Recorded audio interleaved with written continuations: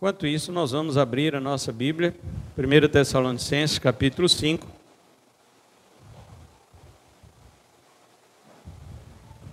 E vamos ler do versículo 9 a 11, mais uma vez. Domingo passado, comecei a falar sobre o versículo 9, e as pessoas, a igreja estava muito cheia, né? Tinha muita gente, e o pessoal ficou um pouco assustado, e a maioria, ou grande parte, não voltou hoje, né? Mas não tem problema não, eles vão ouvir pela internet.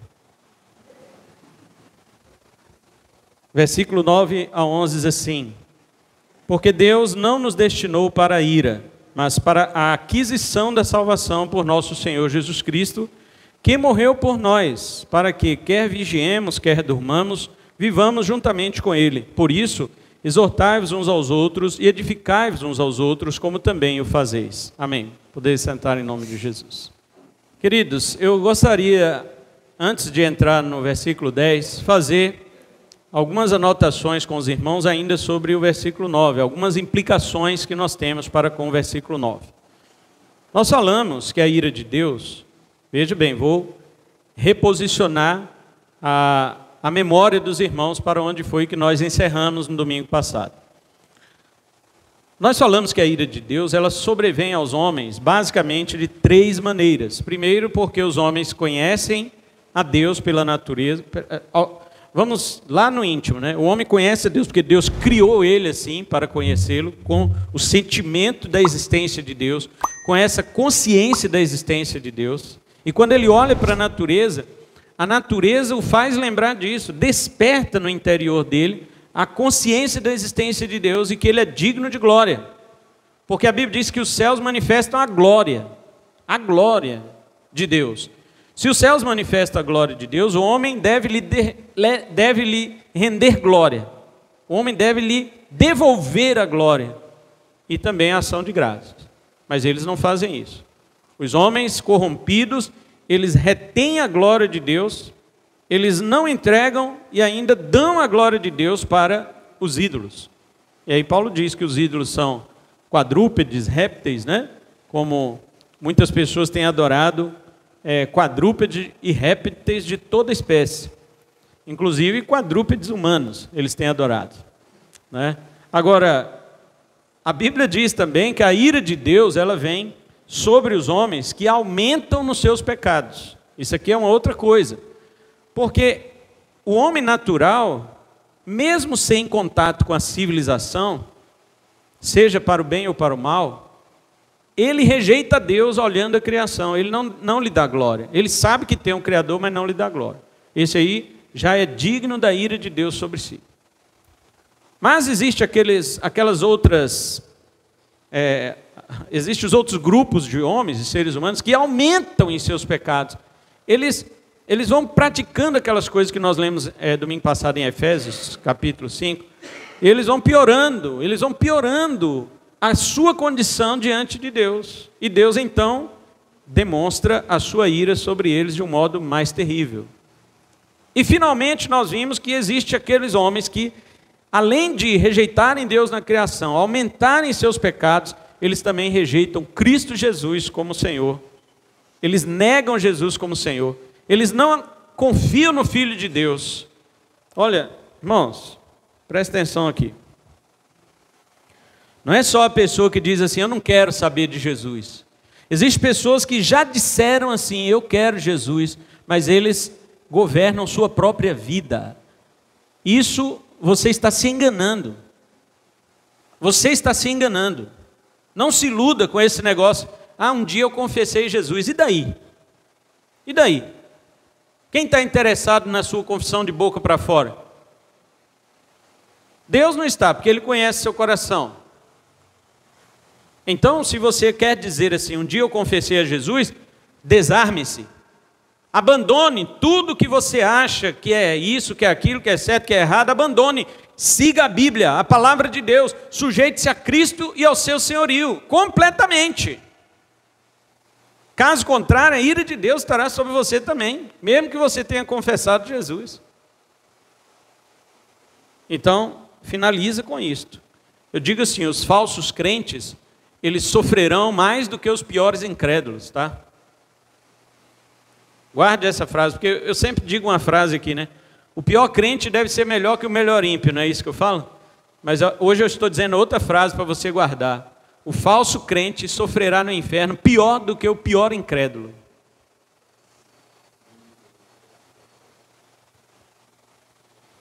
Mas tudo bem, eu já falei disso, né? Chega, né, pastor? Tá.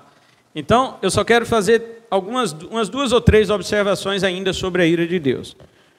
Paulo diz que Deus não nos destinou para a ira, está aí no versículo 9. Deus não nos destinou para a ira.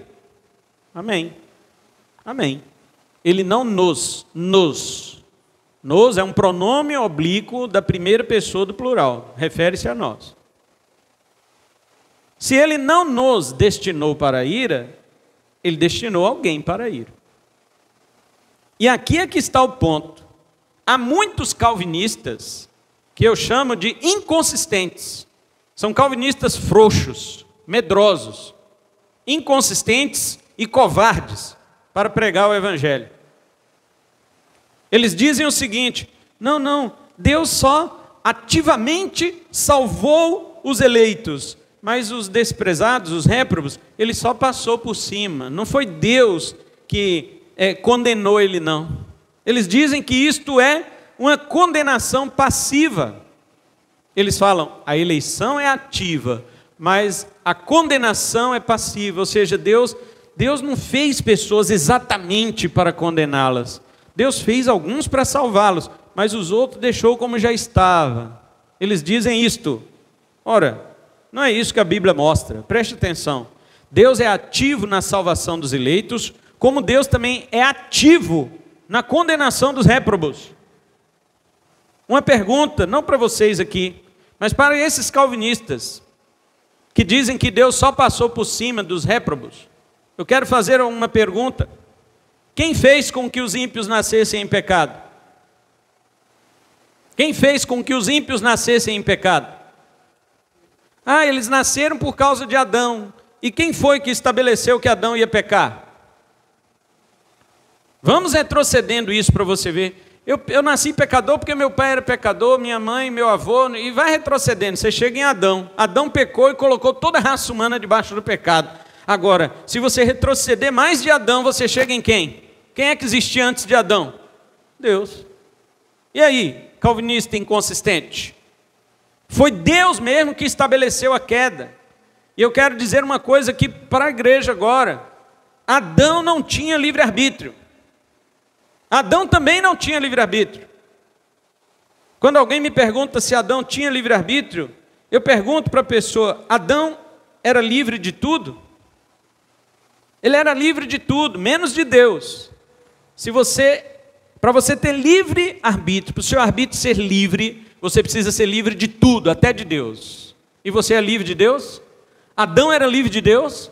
O diabo era livre de Deus? Lúcifer, antes do pecado, de pecar lá no céu, ele era livre de Deus? Não! Então ninguém tem livre-arbítrio. Adão nunca teve livre-arbítrio. Adão, ele só era uma coisa antes do pecado. Ele só era santo, mas ainda não era perfeito. E para ele se aperfeiçoar, ele deveria obedecer aquele mandato do Senhor. Mas Deus já havia decretado que Adão pecaria. Desde a eternidade, Deus havia decretado que Adão pecaria. Por isso, em Apocalipse 13, verso 8, Jesus é chamado de Cordeiro morto desde a fundação do mundo. Por que você acha que Jesus é o Cordeiro morto desde a eternidade? Por quê? As pessoas vão dizer, porque Deus já sabia o futuro. Presta atenção, indivíduo. Que futuro? Futuro existe na eternidade? Na eternidade não existe o tempo. Na eternidade, o que é o tempo? Passado, presente e futuro. Isso é o tempo. Na eternidade não havia tempo. Na eternidade onde Deus habitava, Pai, Filho e Espírito Santo, não tinha passado, não tinha presente, não tinha futuro. Então como é que você diz que Deus estabeleceu isso? Porque Ele viu o futuro. E eu pergunto outra coisa ainda para você. Se Deus viu o futuro, quem foi que botou o futuro lá para Ele ver? Não foi Ele mesmo? Ou tem outro Deus que a gente não sabe? Ou acaso é Deus? Ou os homens do futuro seriam deuses? Não, meu irmão, não existe isso. Se Deus estabeleceu, não é porque Ele previu o futuro, mas o futuro aconteceu porque Deus estabeleceu. Então acabou. Adão não podia ser livre de Deus, ele podia ser livre de tudo, menos de Deus. Então ele não tinha livre-arbítrio. Para ter livre-arbítrio, ele tinha que ser livre de Deus. Ele estava ali para fazer o que Deus havia decretado desde a eternidade. E Paulo diz o seguinte, em Romanos 9, 22. Esse é o versículo que os arminianos não gostam. E daí, se eles não gostam? Que rasguem suas Bíblias. Paulo diz em Romanos 9, 22, que os vasos de ira foram preparados para a perdição de antemão, assim como os vasos da bênção, assim como os vasos de glória. Do mesmo barro, Deus pegou uns para fazer vasos de glória, vasos de honra, e do mesmo barro ele pegou e fez outros vasos para a perdição. Foi Deus que fez. E daí, alguém vai dizer, Deus é injusto. O barro pode falar com o oleiro, por que você me fez assim? Pode. Você pode perguntar para Deus, por que o Senhor fez vasos para ira, vasos para condenação? Você pode perguntar? Se o barro puder perguntar para o oleiro, aí você pode perguntar para Deus. Mas o barro não pode perguntar para o oleiro. Então você não pode perguntar para Deus também, isso não. Quem é que manda no negócio? É o barro ou é o oleiro? É o oleiro que manda, então acabou. E Paulo diz assim, se Deus querendo, então o querer é de Deus, não é seu. Se Deus querendo mostrar o seu poder e suportou com longanimidade, dois atributos de Deus aqui quando ele fez os vasos da ira, mostrar seu poder e mostrar sua longanimidade, que é a paciência. O poder de Deus porque ele faz o vaso do jeito que ele quer, e a paciência porque Deus fez o vaso da ira e podia destruir no dia que ele fez, porque estava provocando a ira dele. E ele suportou com paciência e não destruiu. Pelo menos dois motivos estão revelados em Romanos 9, por que Deus fez assim. E nós ficamos querendo mais motivo. Mais motivo por que Deus fez assim? Ora, Ele é Deus. E alguém vai dizer assim, pastor, mas eu não sou um barro, eu sou muito mais que um barro. Aí Vincent Chang responde, e Deus é muito mais que um oleiro. Eu sou muito mais que um robô, então Deus é muito mais que um fabricante de robô. E quanto mais você quiser ser mais Deus é mais. E aí? Fica redundante e você continua sendo nada e Deus tudo.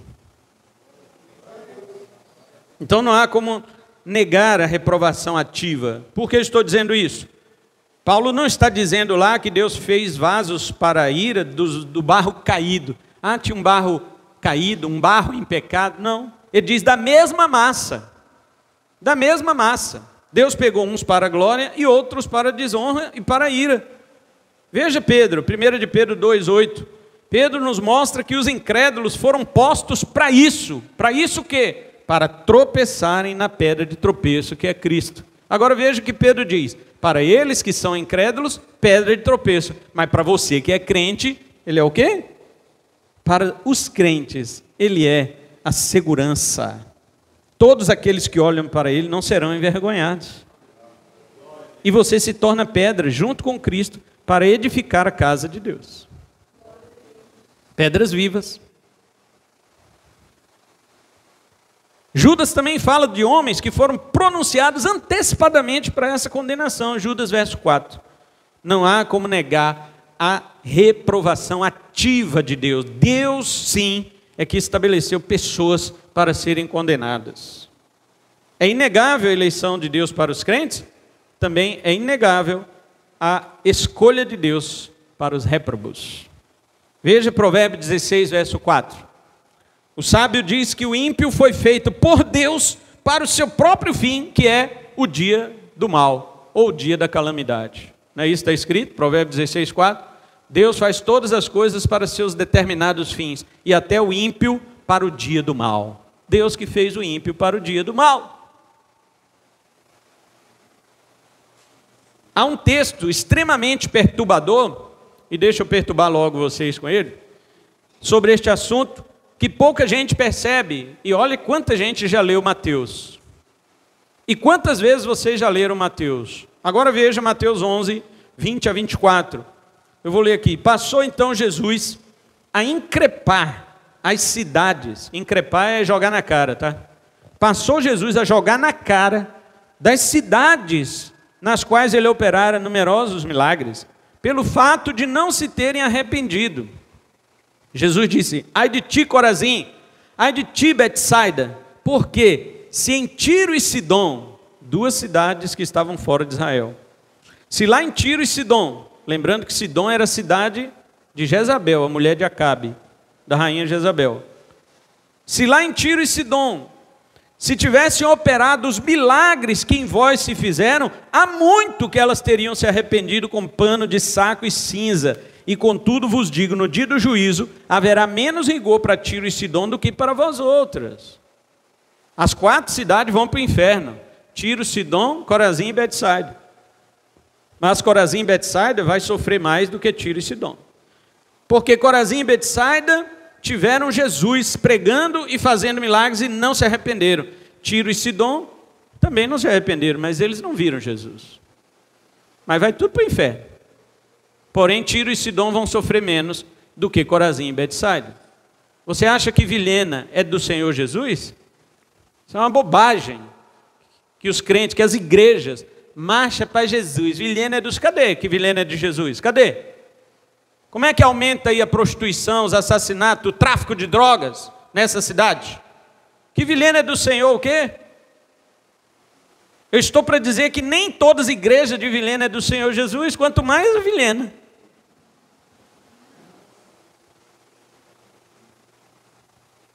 Vilhena, e não só Vilhena, mas todas as cidades deste mundo, elas pertencem ao sistema do anticristo. Elas são chamadas em Apocalipse 17, a grande prostituta, a grande meretriz. Elas são a Babilônia deste mundo atual. Que na época de João, a Babilônia da época dele era Roma. Era Roma. Mas todas as cidades são Babilônia, porque todas as cidades são prostitutas e todas as cidades crucificaram o Filho de Deus. E a maior prova de que se Jesus estivesse aqui em Vilhena, Vilhena também mataria Jesus, é porque as pessoas perseguem os verdadeiros crentes. Você não é perseguido? Será que é um verdadeiro crente? Será que somos? Vamos analisar isto. Paulo diz: todos que querem viver piedosamente em Cristo serão perseguidos. Ah, eu não estou sendo perseguido. Então, será que eu estou sendo piedoso? Ou estou sendo conformista? Olha, Jesus diz mais: tu, Cafarnaum, mais 2 cidades agora, Cafarnaum, elevar-te-ás porventura até o céu? Descerás até o inferno. Jesus diz para Cafarnaum, a cidade que ele foi morar. Porque se lá em Sodoma, na época de Ló, tivesse operado os milagres que em ti se fizeram, teria ela permanecido até o dia de hoje. Digo-vos, porém, que menos rigor haverá no dia do juízo para com a terra de Sodoma do que para contigo. Jesus está dizendo o quê?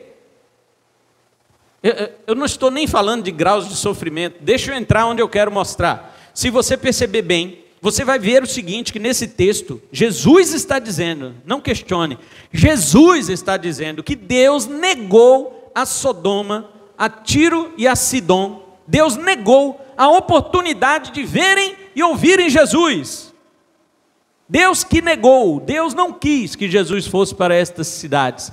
Se Deus quisesse que Jesus fosse para Sodoma, Deus tinha enviado Jesus 2000 anos antes do que ele enviou, porque Sodoma foi destruída 2000 anos antes de Jesus nascer, e Deus não enviou Jesus para Sodoma.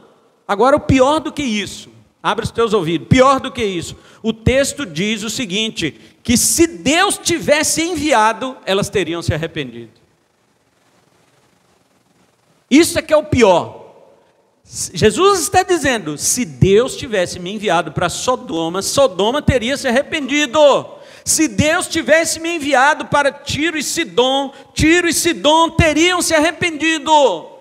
Agora veja, meus irmãos, Deus negou a presença do seu Filho para 3 cidades que ele sabia que se ele enviasse, estas cidades se arrependeriam. Deus negou, Deus disse: eu não quero que vocês se arrependam.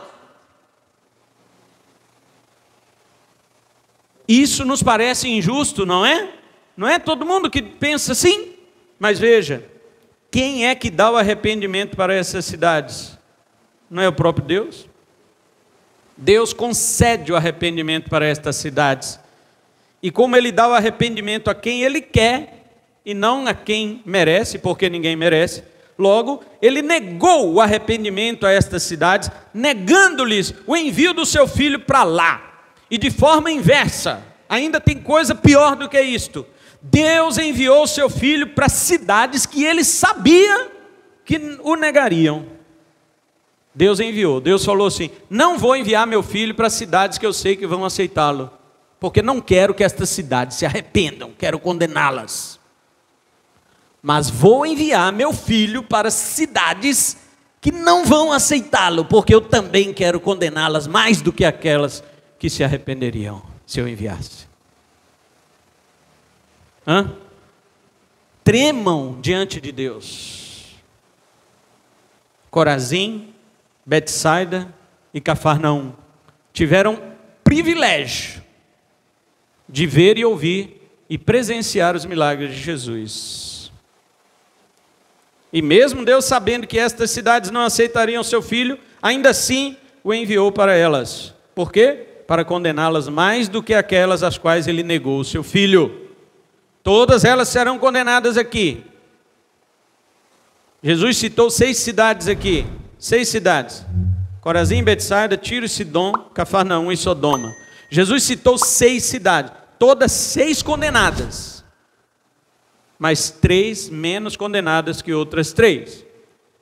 Mas não porque essas outras 3, elas poderiam por si mesmas. Não é isso que o arminiano fala? O arminiano, ele diz assim: olha, Deus viu o futuro, Ele sabia que você ia crer, então Ele te predestinou. Olha aqui Jesus desmentindo esse tema. Olha Jesus desmentindo essa fala arminiana aqui.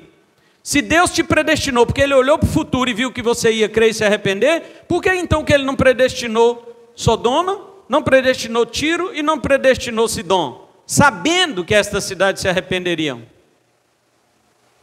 Porque não é assim que Deus predestina, prevendo. Não. Deus predestina quem Ele quer para a salvação e determina quem Ele quer para a condenação, porque Ele é o oleiro e o resto é barro. E Ele faz o que quer do barro dele.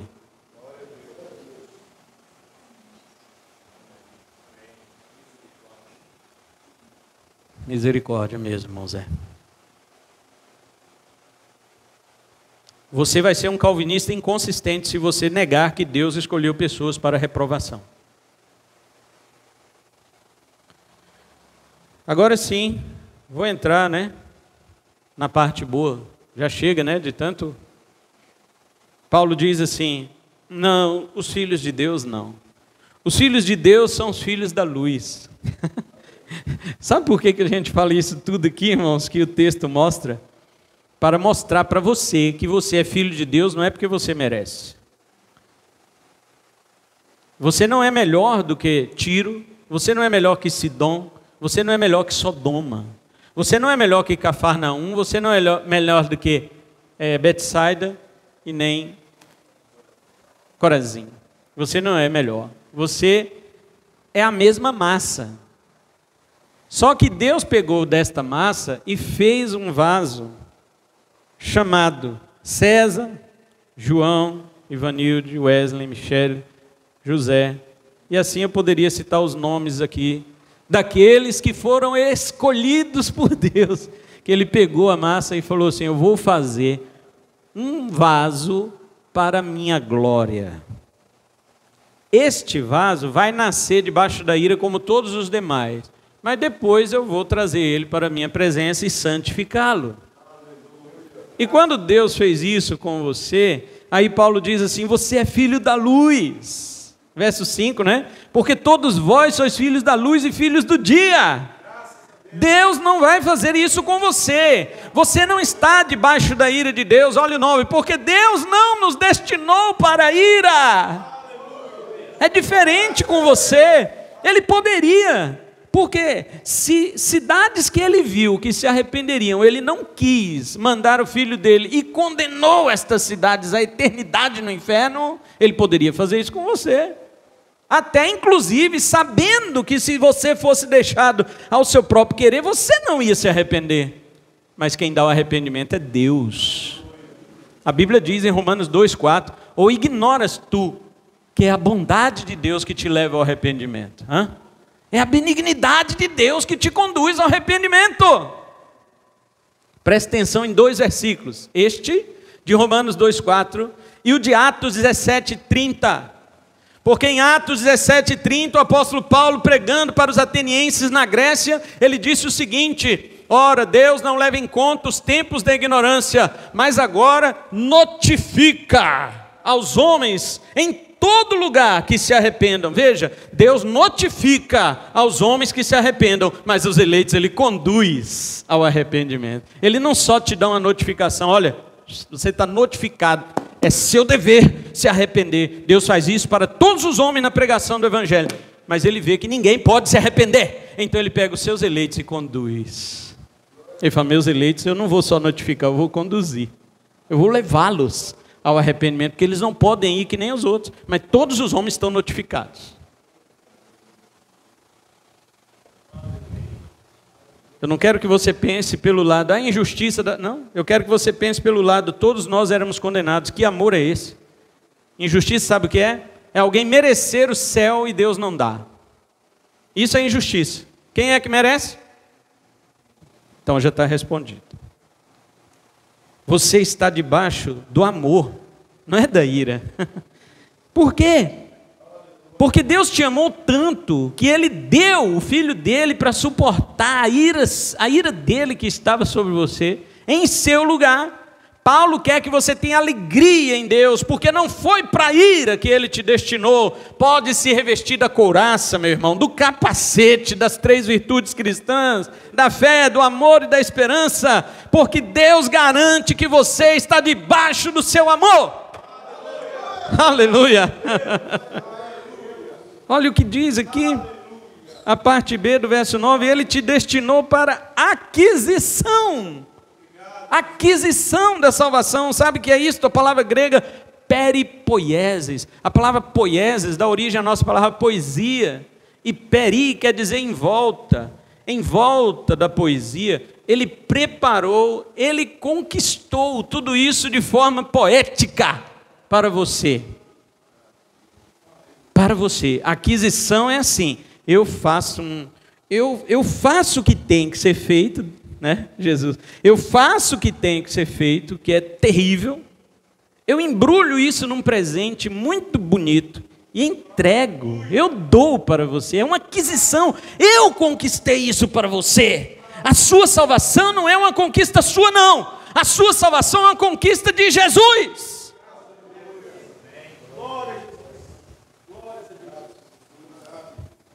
Ela tinha um preço, mas ela foi paga.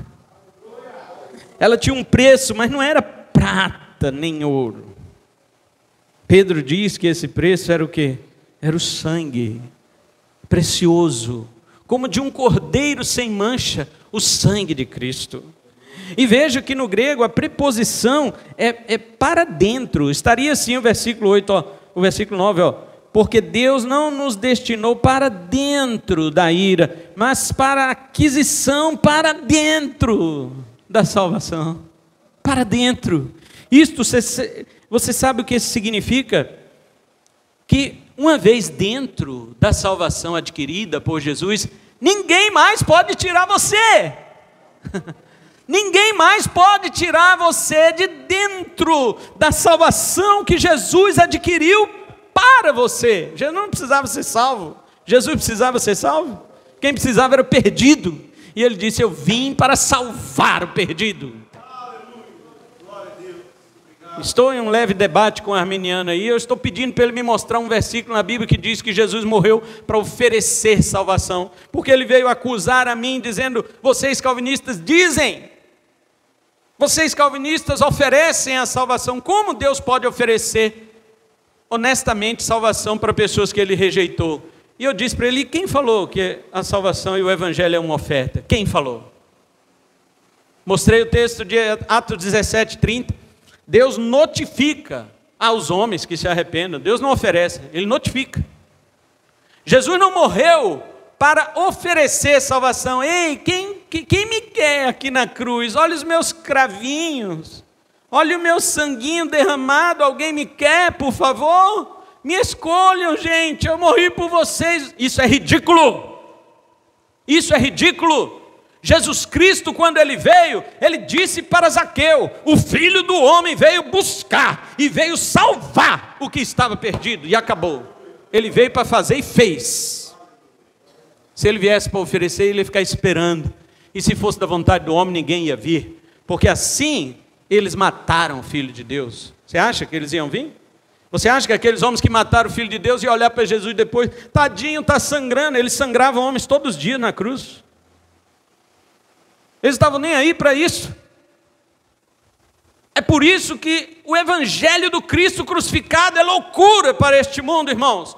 Porque para o mundo, heróis usam capas. Para o mundo, heróis têm superpoderes. Mas para nós que somos salvos, Cristo, a vergonha do mundo, Ele é o poder de Deus e a sabedoria de Deus. Então, aqui não tem esse negócio de doutrina estranha.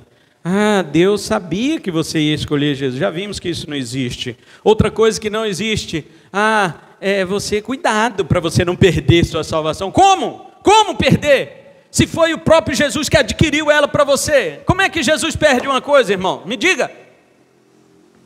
João 6,38, Jesus disse o seguinte: eu desci do céu não para fazer a minha vontade, mas a vontade daquele que me enviou. E o 39, e a vontade daquele que me enviou é esta, que daqueles que ele me deu, nenhum eu perca, nenhum, mas que eu ressuscite no último dia. E eu digo para você, se Jesus perder um dos que o Pai lhe deu, então ele não é responsável. E se ele não é responsável, ele não pode ser o nosso Salvador. Então se ele perder um, ele pode perder todos.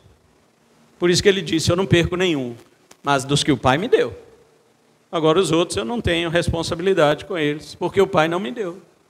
É simples. Você faz parte do povo que Deus escolheu para dar a Jesus. E a garantia da sua salvação é que Jesus não perde nada do que Deus dá para ele. Nada. Os arminianos dizem, mas se a própria pessoa quiser, ela se perde. Quem é você para querer algo que Deus não quer? Deus faz tão perfeita a obra dele, que a Bíblia diz que ele pega seu coração de pedra e troca por um de carne. Um coração de carne que obedeça às suas leis, que guarda os seus mandamentos e tem prazer em estar na presença dele. Ele faz isso. É por isso que você não se perde, porque ele te dá uma nova natureza que ama ele. Você já pensou se Deus ficasse esperando o homem, na sua incredulidade, amá-lo? Ninguém ia amar a Deus. Porque a Bíblia diz o seguinte, nós o amamos porque Ele nos amou primeiro. Então não tem como você ter iniciativa. O ponto de partida não está em você. Então alegre-se, alegre-se. Porque Deus sabia que Tiro, Sodoma e Sidom aceitariam seu filho, caso ele tivesse enviado. Mesmo assim não enviou. Agora eu digo para você, Deus olhando para você, se olhasse para a sua vontade, ele sabia que você seria como Corazim, Betsaida e como Cafarnaum, que você não ia querer Jesus, mas ele enviou Jesus para você, e junto com Jesus ele enviou um presentinho, embrulhado nas mãos de Jesus, para ele entregar para você, que se chama fé e arrependimento. Então ele te deu, você alcançou isto, por Jesus ter pago tudo isto, então agora você creu nele, e se arrependeu dos seus pecados. Pronto. Paulo diz, você foi colocado para dentro da aquisição da salvação. Acabou. Dali ninguém tira mais você.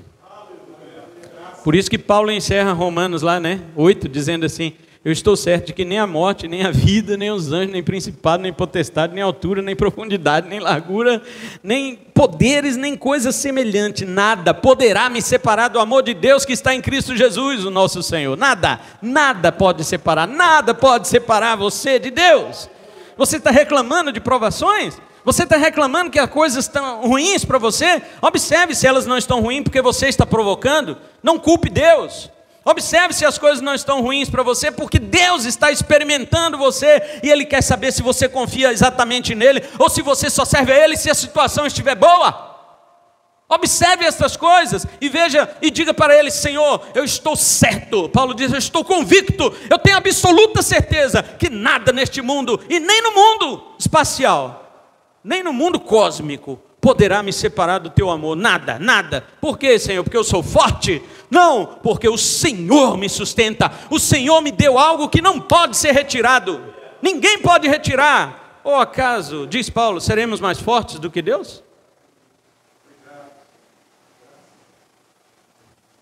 Os arminianos dizem assim para mim: então você está dizendo que Deus força uma pessoa para ser salva?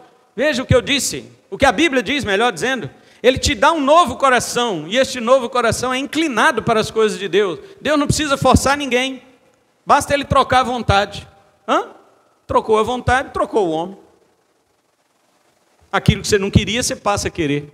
Aquilo que você odiava, você passa a amar. Porque Deus foi lá e virou a sua chave, meu filho. Deus virou a chave da morte para a vida. Você não gostava das coisas de Deus porque você era um morto espiritual. Você era um cadáver boiando no curso deste mundo, no rio deste mundo, e ainda manipulado por Satanás como um títere, como um boneco, fantoche, para mostrar para o mundo que você tinha vida, mas você não tinha, era o diabo que te manipulava. Mas Deus, sendo rico em misericórdia, te deu vida, estando você morto, sem você fazer nada, e pela graça você é salvo. Então Deus escolhe por sua livre vontade, sem mérito seu, sem obras suas e sem opinião de ninguém, muito menos de arminiano.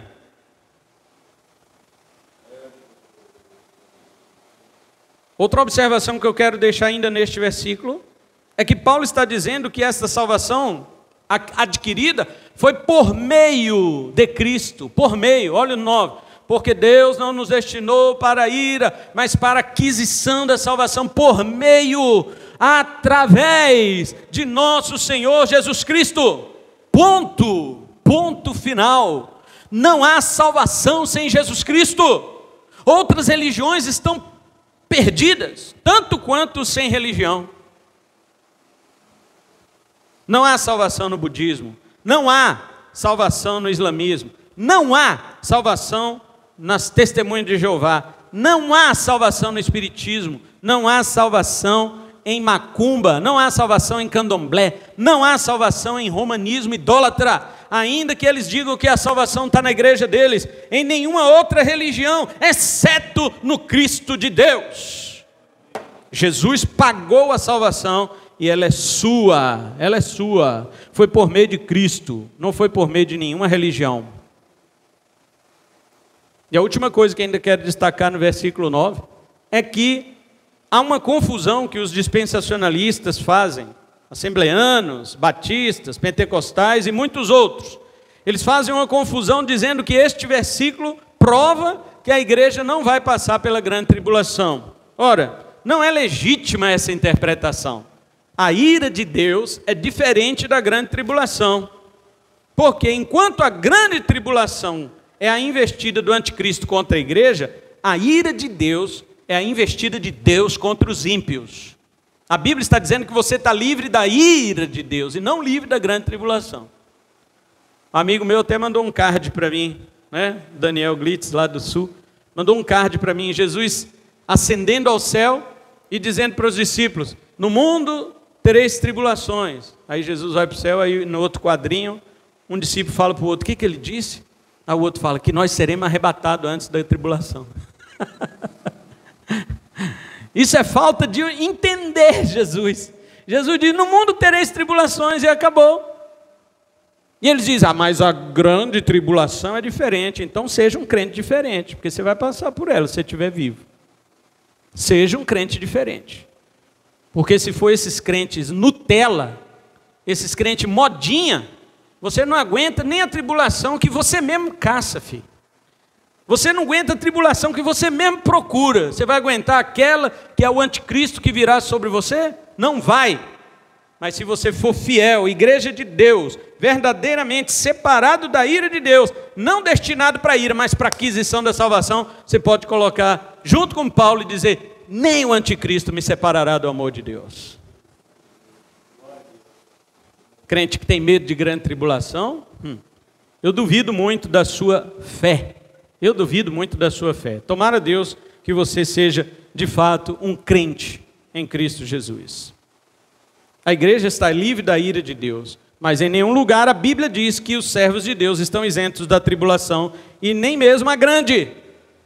Na segunda carta nós ainda vamos ver, quando chegarmos lá, que a vinda de Cristo não será assim, sem que antes se manifeste o homem da iniquidade, o filho da perdição, que é o anticristo. E a grande tribulação vem através de quem? Do anticristo. E lá está dizendo, no 2 Tessalonicenses capítulo 2, que Jesus não virá antes do anticristo, irmão. Primeiro tem que vir o anticristo, e com ele a grande tribulação, é óbvio. Mas Jesus está garantindo que ele virá, e ao vir, ele destruirá o anticristo com o assopro de sua boca. Ora, se nós já estamos livres da ira de Deus, que medo você tem? O único medo que você deveria ter é da ira dele. Eu digo para você, se todo o mundo estiver a seu favor e Deus estiver irado com você, chore, chore, peça aos montes e os rochedos que caiam sobre você, porque ninguém pode livrar uma pessoa da ira de Deus a não ser Ele mesmo. Agora, se Deus não está irado com você, irmão, não tenha medo de nada. Quando Jesus disse para os discípulos: não temais os que matam o corpo e não sabem o que fazer da alma, temei antes aquele que pode lançar tanto o corpo quanto a alma no inferno. Jesus estava falando para você direcionar o seu medo, o seu temor para a pessoa certa. Crente não pode ter medo de nada e nem ninguém. Crente não tem medo de morte, não tem medo de doença, não tem medo de demônio. Crente não tem medo de nada. Crente não tem medo de acidente, não tem medo de doença, não tem medo de pandemia, ainda mais essa falsa pandemia que teve. Crente não tem medo de nada, nada, nada. Irmãos, ouçam isso, nada.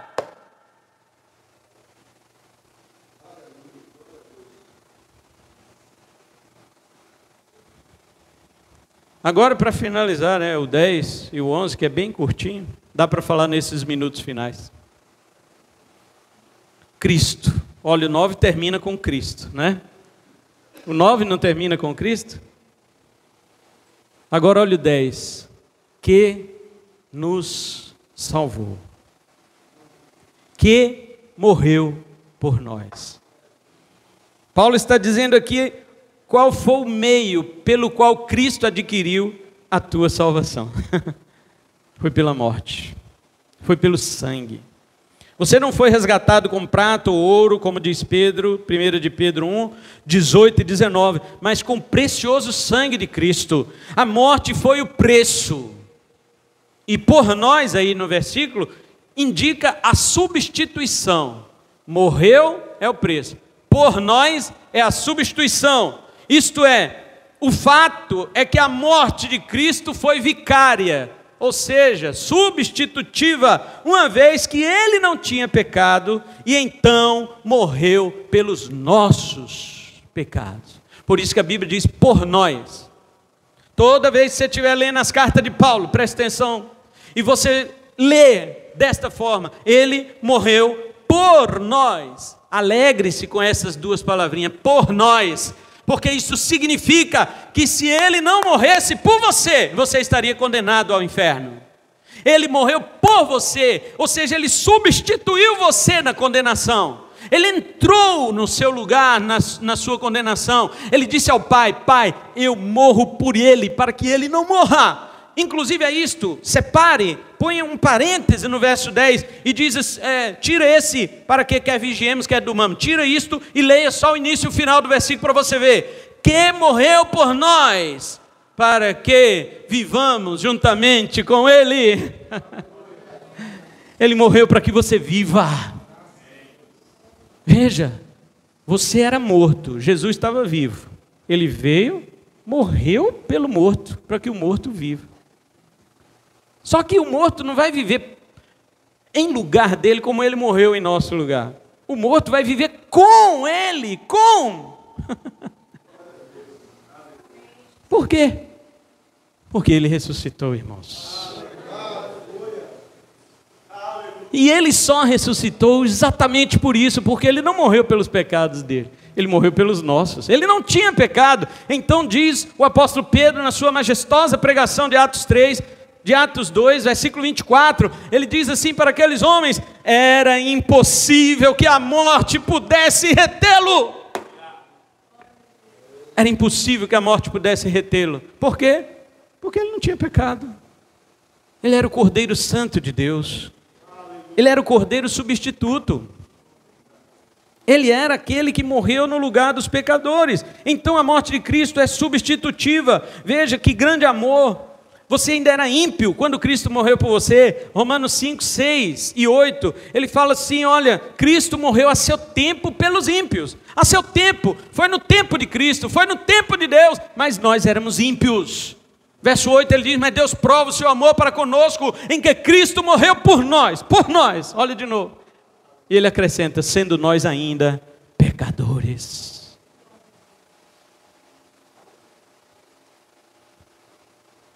E Paulo diz que ele morreu segundo as Escrituras, 1 Coríntios 15, 3.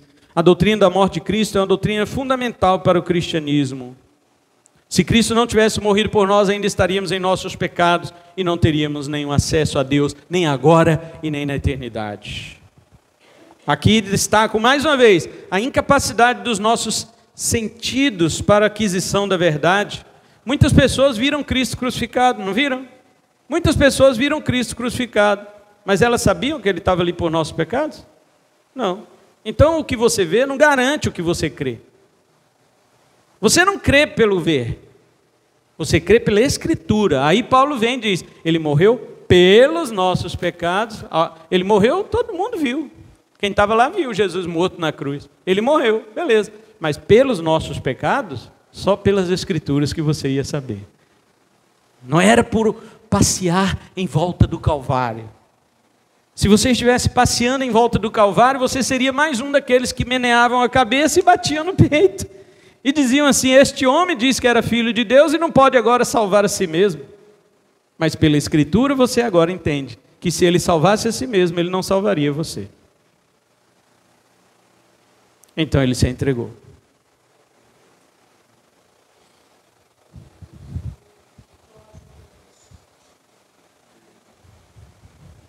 Agora o parênteses que eu pedi para você tirar, coloca ele de volta. Paulo diz assim: você, lá no versículo 5, você é filho da luz, você é filho do dia. Então, no verso 10, você pode dormir. Não tem problema você dormir, você descansar. Não tem problema você vigiar, você estar acordado. Será que quando Jesus voltar eu estiver dormindo, eu vou ficar? Não, pode dormir tranquilo. Paulo está dizendo no 10, quer durmamos ou vigiemos, nós vivemos juntamente com Ele. Jesus pode voltar a qualquer hora. Você é filho da luz. Você é filho da luz. Os filhos da luz podem dormir. Os filhos da luz podem estar acordados. Todo o seu momento é momento de luz. Filhos da luz não têm momentos de trevas. Eles pecam ainda como muitas vezes eles estivessem em suas trevas, mas eles não estão em trevas. Nós estamos na luz, porque Deus já nos chamou para a luz. Então qualquer hora que Jesus voltar, seja de manhã, de tarde ou de noite, para você será luz, porque você é filho da luz, você brilha. Paulo está dizendo assim: pode dormir tranquilo, irmãos, pode dormir tranquilo, você é de Cristo, Ele pagou o alto preço pela sua vida, a morte dele causou sua vida, então durma em paz. Se ele voltar durante seu sono, você estará com ele. Existe uma outra interpretação que diz que esse sono aqui, ou vigiar aqui, é morte física ou estar vivo fisicamente. Pode ser. É como se Paulo dissesse: quer você esteja morto ou vivo fisicamente, você viverá com Jesus. Mas eu prefiro esta primeira opção, porque Paulo agora, tendo falado lá no 6, não durmamos pois como os demais, mas vigiemos, sejamos sóbrios, que ele está falando do sono espiritual e do alerta espiritual. Já que você é filho da luz, você não pode dormir. Já que você é filho da luz, você tem que ficar vigilante e ser sóbrio. Filho do dia, fica sóbrio. Isso é espiritual. Agora, quando ele vem e diz que você já tem a salvação adquirida por Cristo Jesus, ele fala: pode dormir, não tem problema não. Você dormir, você ficar acordado, você trabalhar, você brincar, você está tomando banho, igual tem gente que fala: tem que tomar banho de roupa, porque se Jesus voltar eu estiver tomando banho sem roupa, Jesus vai me deixar no banheiro. Olha que idiotice desses crentes, tolice. As suas vestes são as vestes de Cristo, as vestes de justiça. Ele ficou nu na cruz, para que você pudesse ser vestido com a justiça dele. Então não interessa, interessa que você está com Cristo. Então ele diz: consolem uns aos outros, e construam-se uns aos outros, um para dentro do primeiro. Ele fala no grego bem assim: consolem uns aos outros e se construam um para dentro do primeiro. Tem que ter um primeiro para começar. Aí quando aquele primeiro começa a construir, vem o outro, constrói em cima dele, ele constrói no outro, sabe? Aquela coisa de unidade em Cristo. Paulo está dizendo a mesma coisa que ele havia dito no 4,18. Volta lá, 4,18. Portanto, consolai-vos uns aos outros com esta palavra. Mas qual que é o contexto do 4,18? O contexto do 4,18, ele estava falando de crentes que já morreram. Então consolem-se, porque há esperança para os crentes mortos, que é a ressurreição. Mas aqui no 5 ele está dizendo para os crentes vivos, e ele está dizendo: consolem-se com esta palavra, porque também há esperança para os crentes vivos. Os crentes que morreram serão ressuscitados, mas os crentes vivos, quando for Jesus, quando quer que Jesus volte, eles estarão no dia, eles estarão na luz, eles estarão debaixo da claridade. E o Senhor... eu tenho essa ilustração aqui na minha mente, quero passar para vocês. Jesus voltará dos céus e olhará para este mundo, e ele verá neste mundo várias luzinhas piscando, e ele vai dizer: ali estão os meus filhos que o Senhor me deu. Eles brilham. Jesus vai ver um mundo de trevas, mas ele vai ver sua luz, porque você é filho da luz. Console teu irmão com estas palavras. O ímpio pode ter esse consolo? Não pode. Então ordene que ele se arrependa. O ímpio, ele tem a notificação de Deus, e você e eu somos os embaixadores, os proclamadores de Deus, que notificam. Nós somos oficiais de justiça. Nós chegamos na casa dos ímpios com um mandato de Deus, escrito na palavra, embaixo assinado por Deus, e eu, como oficial de justiça, chego na sua casa e digo: Deus te notifica que você se arrependa. Está aí, agora depois você se vira com ele. Eu sou oficial de justiça.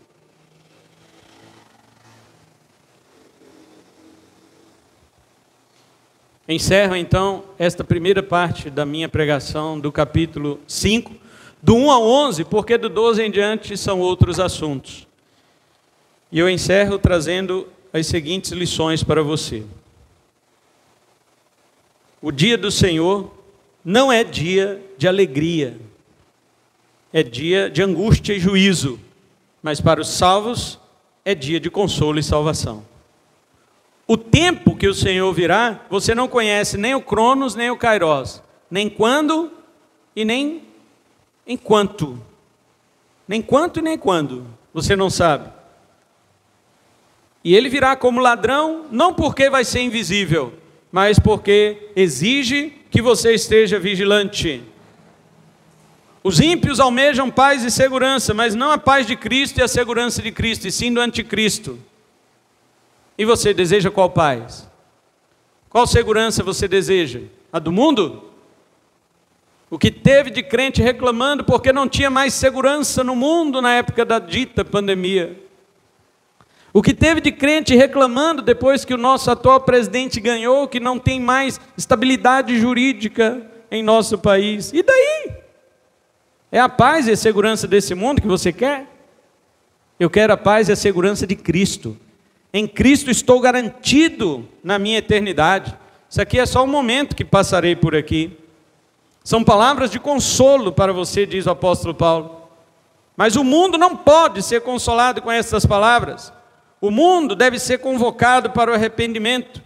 E as perguntas que ficam são estas: será que estamos preparados para o dia do Senhor? Será que não estamos dormindo como os demais? Será que não estamos confiando na suposta paz que o anticristo está pronto para oferecer para este mundo? Não, irmão, não seja dormente. Não se alegre com as propostas e os sentimentos das trevas. Essas coisas te afastam de Deus. Essas coisas paralisam a tua mente, de modo que você se esquece daquilo que é primordial na sua vida cristã. Não se esqueça que esse dia vai trazer repentina destruição para aqueles que estão envolvidos com outras coisas que não sejam o reino de Deus. Quanto você está envolvido no reino de Deus? O quanto? Quanto você está? Aquele dia vai te pegar envolvido no reino de Deus ou afastado do reino de Deus? Então louve ao Senhor, por Ele não ter destinado você para a ira, mas para a aquisição da salvação por meio de Jesus. Louve a Jesus, porque foi Ele que pagou o alto preço da sua salvação perante o Pai. Louve ao Espírito Santo, porque foi Ele que trouxe esta bênção e aplicou em teu coração. A Trindade Santa está engajada para efetuar a sua salvação. Vista-se da couraça da justiça, vista-se do capacete da esperança da salvação, vista-se da couraça da fé e do amor, das virtudes cristãs, afivele a jugular do seu capacete e tenha certeza que você é salvo, não por seu mérito ou por sua obra, mas porque Cristo adquiriu a salvação por você. Ele pagou o preço que você não podia pagar. Console o teu irmão com isto. O teu irmão muitas vezes não tem certeza da salvação. Chegue para ele e mostre para ele que Jesus morreu por ele. E quando Jesus morre por uma pessoa, é impossível que essa pessoa morra.